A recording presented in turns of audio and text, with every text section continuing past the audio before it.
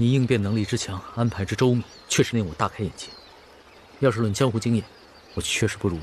主子过奖了。臣从小生长在民间，在江湖中摸爬滚打，而主子高居庙堂之上，行的是安邦定国的大策。臣怎敢跟主子相比呢？你也不必谦虚了，尺有所长，寸有所短。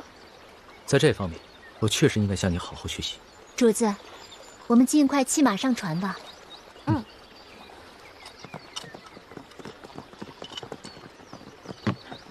来，快跟上！这边，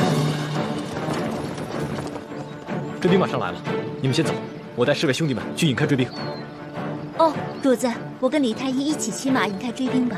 那不行，火心，我不能丢下你不管啊。可是，我担心这船承受不了这么多人的重量，况且臣妾又不会水，出了意外，大家更危险啊。可是，主子别犹豫了，你的安危最要紧。一环，主子交给你了。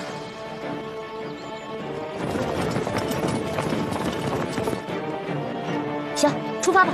走。我们走了，注意安全啊！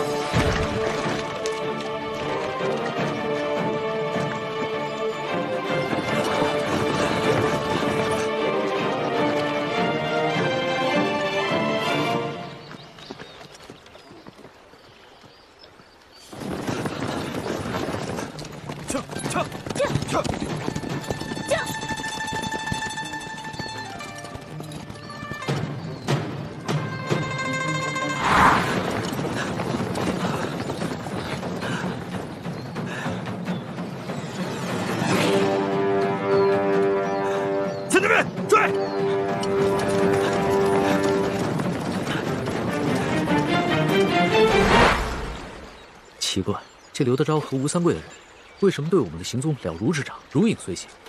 难道是我们之中有内奸？不可能啊！这些侍卫都是你亲自挑选的八旗子弟，我跟我哥哥也不可能是内奸，没有人了。希望如此吧。可能是他们派的暗哨太多了，一直在追踪我们。